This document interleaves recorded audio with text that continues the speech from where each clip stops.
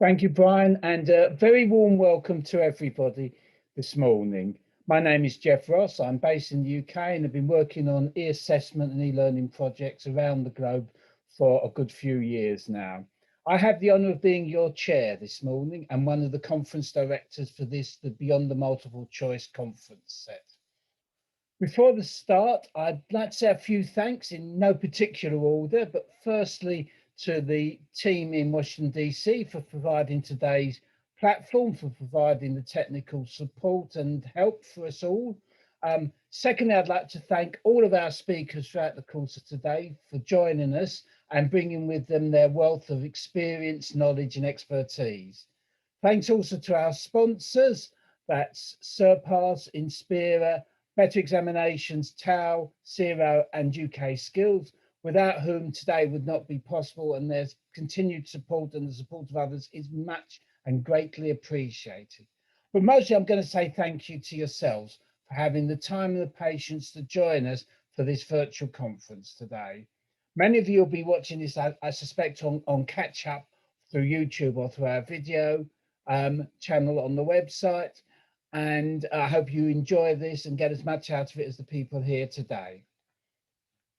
So why are we here today? What's it all about? Well, the assessment landscape we inhabit has seen periods of very rapid development.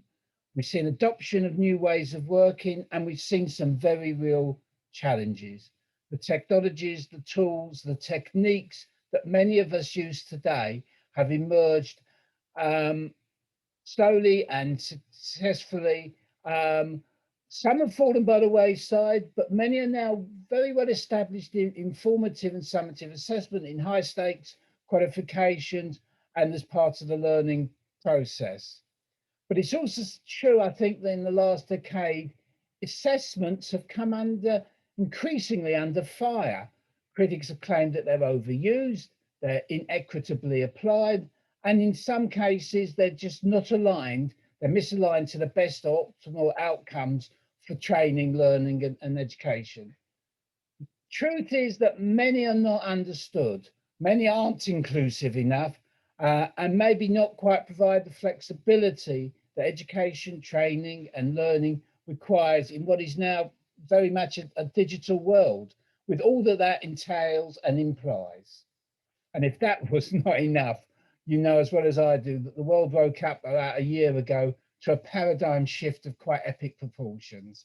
A worldwide pandemic that put social distancing, homework in isolation, closed schools, closed colleges, challenges to the migration between one level of schooling to another level of education, and put it all at the centre of our processes, and in many cases on the front page of newspapers.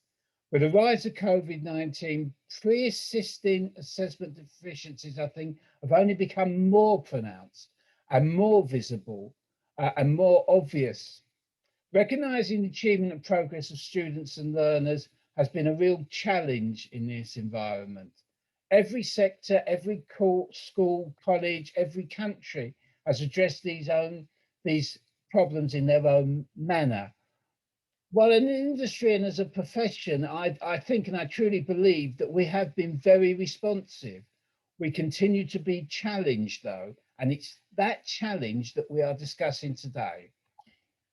This one-day seminar explores the urgent risks, challenges, pitfalls, opportunities, issues confronting the assessment world as we progress into the 2020s and hopefully out of the COVID-19 pandemic, whilst also maintaining fairness, the robust quality, the validity of our assessments aligned to achievable learning and teaching goals.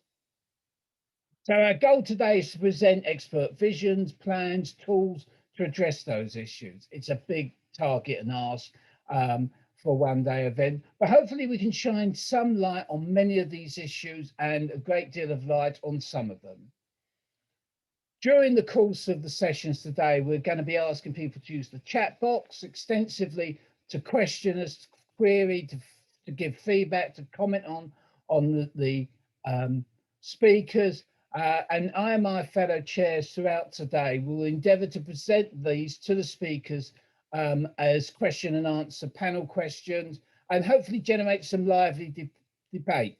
This is really about being an interactive activity, and your input is really appreciated. Please do not hesitate to ask, question, query, and so on.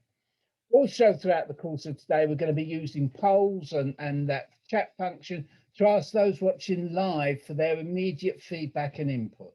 We'll use this to stimulate debate, we'll use this to improve feedback and set the agenda for future conferences and events. So that's enough for me for the moment. I'm now going to ask our keynote speaker to virtually, or should that be digitally, step forward. So let me introduce Sue Lyons, PhD. Susan is an independent consultant interested in that intersection between educational measurement and social justice. She works with clients to leverage the power of assessment to help create a more equitable future.